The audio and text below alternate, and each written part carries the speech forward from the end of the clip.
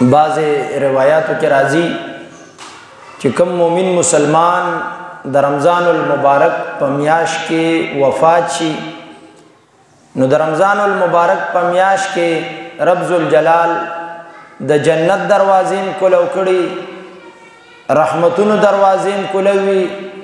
او چې مومن مسلمان د رمضان المبارک په میاشت کې وفات شي نو بعض روایاتو کې راځي چې په قبر کې د بیا سوالات نکیږي د رمضان المبارک د میاشت برکت باندې چې دا مومن مسلمان پکې وفات شو نو رب ذوالجلال ډایرکټ جنت ته بوزي. نو څومره مومنان مسلمانان چې د رمضان المبارک په دې میاشت کې د دې دنیا نه پرده شوي، رب ذوالجلال دې پسماندگانو ته صبر جمیل ورکی